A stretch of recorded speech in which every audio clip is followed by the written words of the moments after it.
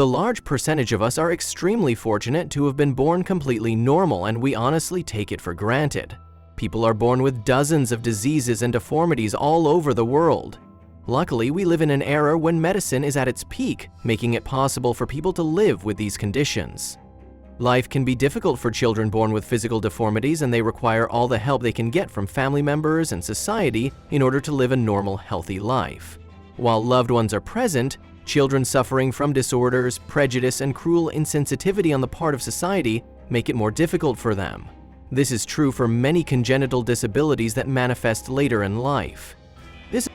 There is also the fact that disability is a numbers game in and of itself. Every person who lives long enough will become disabled.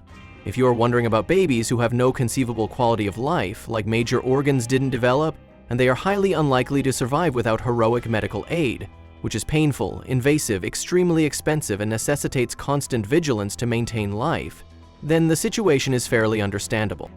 However, if the quality of life is measured against an able-bodied, able-minded perception of quality, then people should do some serious soul-searching. For comparison purposes, being unable to use your legs is not the same as being born with major portions of your brain missing. As a wheelchair user, you can live a perfectly happy life. It's not bad because able doesn't understand it. If your child is diagnosed with a disability in utero, you might want to consider listening to what disabled people with that condition have to say about their lives. Also keep in mind that nothing can guarantee you a healthy baby or child. A baby born seemingly healthy is not pretty much assured to stay that way, and it could be congenital or acquired. If you aren't prepared to raise a disabled child, you aren't ready to be a parent. A baby was born yesterday in Mandalan Natal Regency of North Sumatra, Indonesia, with only one eye and no nose, and doctors say her chances of survival are very slim. Dr. Etana Arianto, a Javanese citizen, received the shock of his life when his wife Sirianta gave birth to a cyclops baby with one eye in the middle of her forehead. According to reports, Etanas welcomed their fifth child, a baby girl, at Ramasakit in Mandala, the tile district in North Sumatra. Mrs. Etana was said to have given birth to her child naturally on Thursday. The baby weighed 5 pounds, had one eye in the middle of her forehead, no nose, and all other organs were present. Doctors rushed to place the baby in intensive care, and a hospital team checked on her every 15 minutes, but she died about 7 hours later. Dr. Saifuddin Nasutan, the head of the Mandala Natal District Health Office, reported the baby girl was born with abnormalities on the same day she was born. Because there was no nose, we had to use the oxygen hose through the mouth. Babies born with these conditions are usually delivered via a cesarean section. In general, such babies have respiratory problems and heartburn because their heart rate is less than 100 beats per minute, he adds.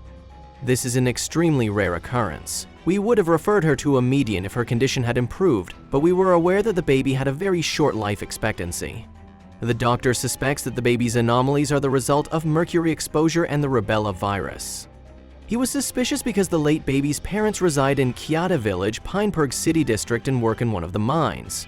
In several cases, the survival rate is 1 to 3 days, but the doctor previously stated that we should be grateful if she survived 5 hours. Her overall condition is one of respiratory and cardiac complications. He stated that her heart rate is less than 100. Doctors are monitoring the baby's condition for the next few days, with the goal of transferring her to a hospital 515 km away in Medan, the capital of North Sumatra. The health department suspects that the baby's birth defect was caused by mercury poisoning, as her father is an artisanal gold miner who uses the toxic material in his work. Mercury, a well-known cause of birth defects and nervous system disorders, is used to separate gold from ore at gold mining sites all over the world. According to a report by the United Nations Development Program, Indonesia has one of the world's highest concentrations of artisanal mines, which are independent small gold mines that are often illegal and generally unsafe, exposing workers and communities to harmful chemicals. The baby, according to the doctors, this deformity could be caused by the effects of radiation and certain medications taken by the mother during pregnancy.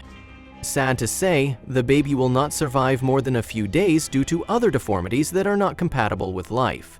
Nevertheless, this baby's tragic life was dreadful.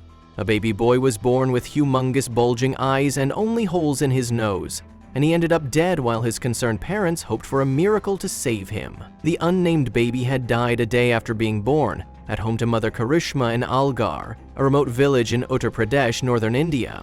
The shocked mother had not breastfed the child because he was constantly staring at her.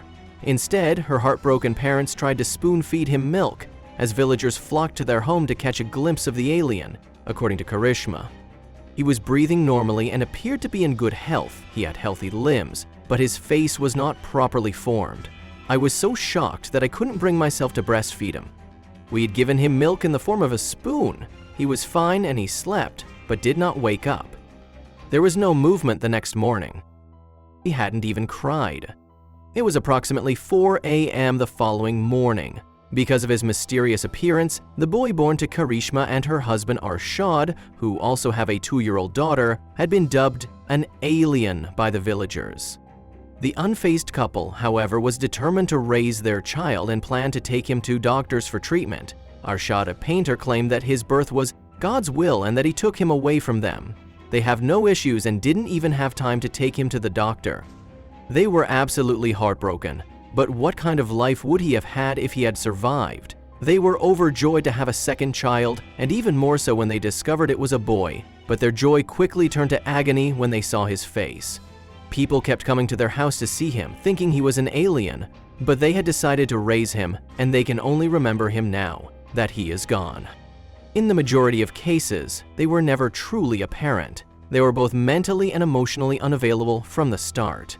Throughout most instances, they never wanted to be a parent in the first place, so they never formed an emotional bond with the child.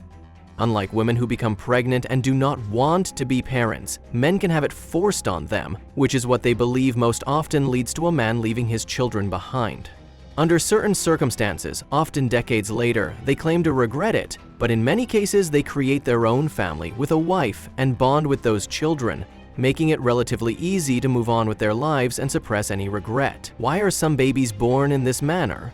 Children are born with rare conditions, and many of them have a short life. Cyclopia is not one of these conditions. Cyclopia is one of the most rare types of birth defect, and children born with it frequently die within the first few minutes of life. Cyclopia is a birth defect in which the baby is born with 1 or 2 eyes in the baby's forehead. The one eye is the result of the orbital sockets failing to form properly in the womb. Some cases of cyclopia have been linked to a rare chromosomal condition known as Patu syndrome, which is caused by a person having 3 number 13 chromosomes rather than the usual 2. Cyclopia is commonly seen in kittens who die within the first few minutes of life because the mouth and nose are frequently affected and are either missing or non-functional. The infant cat suffocates once it leaves the womb in these cases. In a few cases of cyclopia, the same effect is observed. Human babies, children, are born with functioning nose, but once born, they lack the ability to breathe outside the womb and die very quickly. While cases of cyclopia are uncommon, there are results of the presence of infants born with cyclopia in the Amsterdam Museum. Cyclopia's root cause is in the human population. There are several known causes. Each of the causes are linked to high levels of toxins in the body during fetal development. The ingestion of a toxic weed known as corn lily or vetch weed is thought to be the first cause. The weed is quite often incorrectly identified as hellebore. Albor is a perennial that is used to cure vomiting and cramps, 2 common pregnancy symptoms. Another cause of cyclopia is linked to alcoholism and diabetes, as well as mothers who are alcoholics or diabetics. Toxins can quickly accumulate in the body, and when these toxins are present during the formation of a fetus, the brain develops as 1 hemisphere rather than 2. When the brain develops incorrectly, the orbital sockets frequently develop as 1 socket rather than 2. As a result, cyclopia occurs.